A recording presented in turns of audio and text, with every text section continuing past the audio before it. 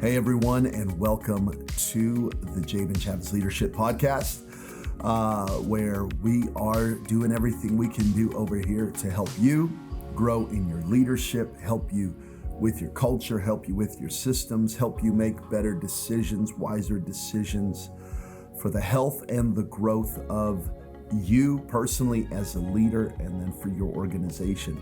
I'm so excited about today's podcast. And it's really kind of a part two. Last week I talked about culture, and today we're going to be talking about systems. Systems might not sound like a fun thought or a fun idea, but I promise you it's really going to help you. So as we jump into this, a few things you can do for me. Number one, if you like this content, can you share it? Can you add it to your Instagram story? Can you send it out on your Threads account or on your X account? Do something to help us spread the word. Make sure that you have liked and subscribed and all of that to this channel, because all of those things help us reach more people with these leadership thoughts. Last week we talked about culture, and culture is so important. And there's really been a lot of talk about culture within organizations, within the body of Christ. Man, it's been so important.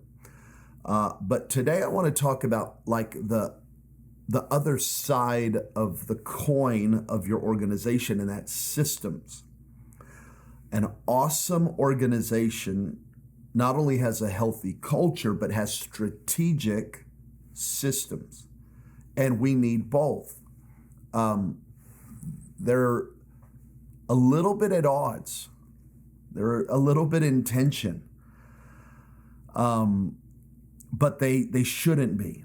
And I say that because I think sometimes you can have someone on your team that's incredible at the culture, but terrible with systems. In other words, they might be awesome with people, but they're awful within a system. And so I think this is actually going to have to be, Andy Stanley called it, attention to manage, where your strongest culture carriers might be really bad within a system, and vice versa, by the way. You might have someone who's awesome in systems that's terrible in culture. You're going to have to work hard to marry these things. So the system of the organization is what delivers the culture and the vision and the mission. So your organization has a mission statement, I would assume, or at least has a mission, has a vision statement, or at least has a picture of where you want it to go. And it has a culture, the feeling that you're trying to create within it, but it's the system that actually delivers it. The culture is the feeling and the emotion. It's the guts of the organization or of the church, but the systems are the mind, the thinking, the brain of the church. And we need both. You cannot separate them. And I think what happens a lot of times is we try to ignore it, but you can't ignore it. So here's a big question. I want you to think about this. What systems do you need to create to help lead through the problems, watch this, that a healthy culture has created? What systems do you need to create to help lead through the problems that the healthy culture has created? Right? The proverb writer says, if there's not an ox in the stall, it's going to be clean. But if you put an ox in the stall, it's going to get dirty. When your culture is healthy and people are being attracted to your organization, your church, man, it's going to create problems. A great culture creates big organizational problems. And you've got to create some systems. So if I was to ask you, what are the areas in your ministry right now where you want a healthier culture? You could probably jot those down. My question is, what systems are you lacking? I want you to write those down. And it can be challenging in the church world because we fight so much for culture. We fight so much for attitude. We fight so much for spirit. We fight so much for teamwork and just a feeling. Man, we want it to feel good. But the question is, are the systems actually delivering and helping serve the culture you want? We cannot ignore the systems. I've learned this, even about church growth. Most pastors that I meet are very sincere, incredibly sincere, but their churches don't always grow. And maybe even the organization, like if you were to go, man, it feels healthy and it feels vibrant, and it feels pretty good. People are smiling, but it's not growing. And what I've learned is that a lot of pastors are sincere, but very few are systematic. They haven't created systems. Now, when I first wrote this, I actually wrote down most pastors are sincere, but few are smart. But they're not systematic. And let me just say that I would say that about most entrepreneurs, most people who, they start that coffee shop, they open that restaurant, they start that church, they've got that entrepreneurial spirit. They've got major sincerity, and they really believe in their product. That's why they go all in on it. But it's the systems that are going to actually deliver the sincerity that's in the heart. I'll give you a breakdown of systems. I have a friend, he will remain unnamed, but he's one of my best friends and I love him. He was talking about how their service times are basically every 15 minutes, or there's a turnaround every 15 minutes. So one ends, they have 15 minutes, clear the parking lot, get the new one in. Well, that works in the earlier services, but around prime time, there's too many people in the parking lot, and there's too many people coming early, and there's major issues. So he was telling me this weekend, he goes, man, we had overflow crowds. It was unbelievable. We were having to turn cars away.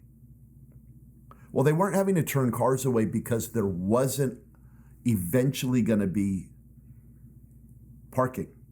They weren't turning cars away because there wouldn't be enough seats in the auditorium. They were turning cars away, watch me, because of a system. The culture created a big problem. The church is growing. It's an awesome problem. It's what we pray for. It's revival. But there's a breakdown in systems. 15 minutes is not enough time during that prime time. So I said, you're going to have to change your service times. So between that prime kind of 10 and 11 o'clock services, or whatever yours are, you need more time.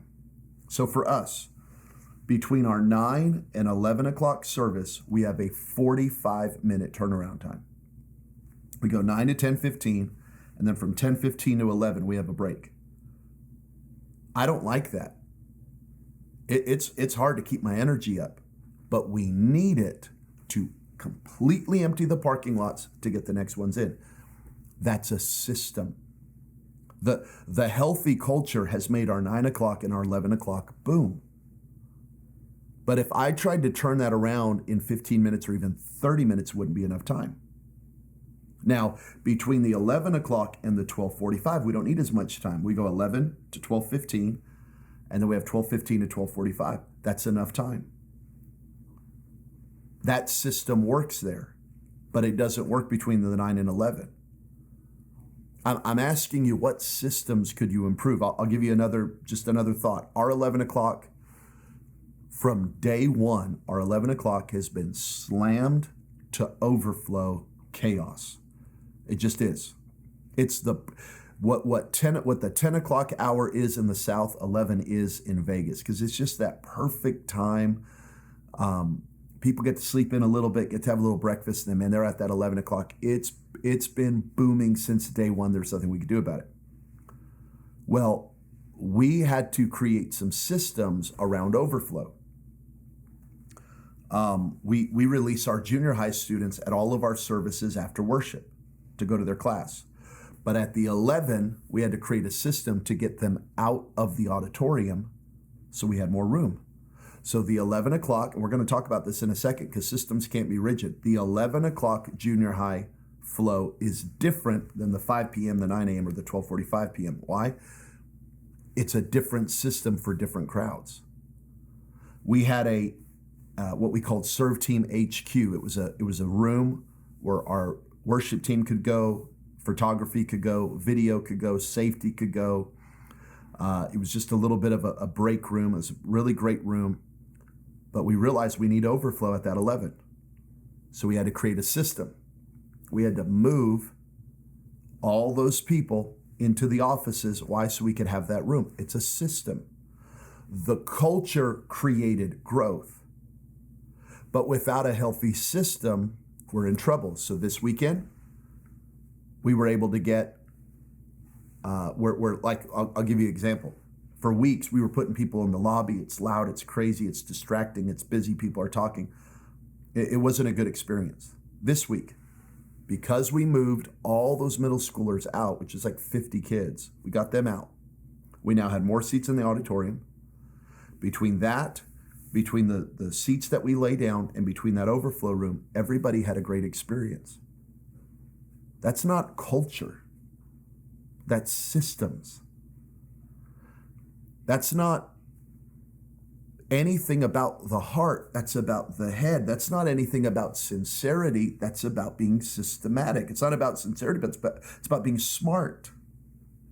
So what is a system? A system is a set of things working together as parts of a mechanism or an interconnecting network. I'm going to say it one more time because it's powerful. A system is a set of things working together as parts of a mechanism or an interconnecting network. So I just go back to the parking or the amount of time you need in between services. It's the parking, but it's also getting the kids out, resetting the room, getting the new kids in. It's also enough time to clear the auditorium, clean it, open up the doors again. It's all of those systems that are going to help you deliver the great culture that you have prayed for and fasted for and fought for and taught for. It's all about systems. All right, I'm just going to give you one today, and we're going to continue on this thought next week. But let me give you one thing about systems. Systems serve the vision. Here is the question we should always be asking. Are we best delivering the vision? The way we deliver the mission, the vision, and the culture of the church happens through systems. Are our systems right now serving the vision? Are our systems best serving the vision? I just want you to wrestle with that this week. I want you to look at every system you have in place, everything you have in writing, every plan you have, every point of pain in your ministry that is not cultural. So in other words, for us, that 11 o'clock is a painful thing right now. We need a system. Another pain point is we need to get people to Saturday night. It's not just culture, it's a system. How do we get them there? We're working on systems, events, plans, things, bribes, literally bribes. How do we get them there? Right? How are we feeding our Saturday night? We only offer baptism on Saturday night. Get people to Saturday night. How do we create ways to get people to Saturday night? We only offer young adult things on Saturday night. What do? We're creating systems to get people to Saturday night to make room for Sunday. There's the cultural side of the people who are really sincere who will go, you know what, Pastor, I'll move to Saturday night for you. But that's only part of it. There also needs to be a system to get people to Saturday night to where they go, oh, I like Saturday night. I'll start coming on Saturday night. That's a system. I'll give you one more example. We'll be done for the day. Every year we've done a serve team conference. It's really good. It's always been great, but I didn't really feel like it really helped us last year. And as I was looking at the fall, I didn't feel like it was the best move. Again, this is systems.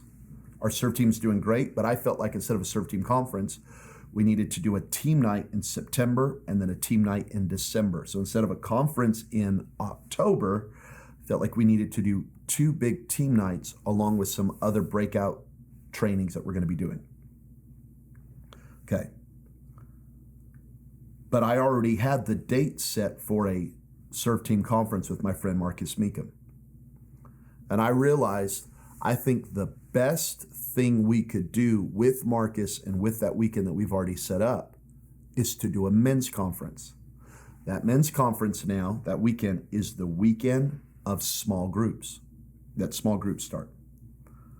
So what I can do, this is a system. I can do men's conference and get 1,000 men in that room. And then I can funnel them right into 6 weeks of small groups. That is not culture. That is systems. That is not sincerity. That is systems. That is not God send a men's revival to our church. That is creating a funnel, opening a door for the thing that God is doing and preparing for the thing that God is doing. It's a system. Systems serve the vision. The best thing we could do for the vision of our church right now is not a serve team conference. It's a men's conference that leads into men's small groups. It's a system. What are you doing right now? Is it working? Do the systems work? Does the parking work? Does the entryway work? Does the signage work? Does the kids check-in work? Does the in-between service times work? It's a system. I'll give you something real practically. How's the worship culture of your church? You know, I'm always amazed. I go to so many churches where the sound is so quiet. The audio is so quiet. You can't feel the subs. You can't feel the mix is so bad because they got some volunteer back there running it at 80 dB. You're toast. I'm just going to tell you, you're toast. You need to hire a sound engineer. You need to run that mix at 95 to 100 dB or more, depending on how you like it. We like it even louder. It's a system. Yes, there's the sincerity of worship. Yes, there's the sincerity. We're always fighting for that. We're always fighting for that culture. But there's actually a system that delivers our worship at our church. So we have amazing, heartfelt, sincere, God-loving worship leaders, musicians, techs, lighting, video, on and on and on and on. All of that's amazing. But if you turn the volume down, it's not being delivered. So we also hire really God-loving, sincere audio engineers to run it the way I like it, which is basically like a concert. And guess what? For everyone who complains, and they do, got earplugs for you. But I'm not going to run the mix for the 5 people who complain. And there's nothing wrong with them complaining. Man, it's too loud. Understood. Go ahead and put in earplugs. I'm gonna run the audio level at a level that best delivers the culture, the vision, the mission of our church. The system. It's more. It's just as much strategy as sincerity. And when those two things, when you get strategy and you get sincerity, when you get the mind and the thought and the spirit and the soul, when you get feeling and thinking and you marry those things, it's over. Your organization, your ministry is going to go to a totally different level. All right, I got through point 1 today. I'm going to hit you with point 2 and 3 next week. I love you so much. Again, make sure you like, subscribe, do all the things. If you haven't noticed, this is now on the City Light Vegas page. So we're live streaming Sundays. We're posting a brand new sermon every Sunday night. I'm bringing fresh leadership content every Wednesday. And then every Friday, we are releasing amazing worship from our weekend experiences when we release a worship song. Sometimes it's original, sometimes it's a cover. But we're really trying to take this page to the next level and provide a lot of content for you. So please like and subscribe. That'd be such a blessing. I love you. You're amazing. We'll see you next week.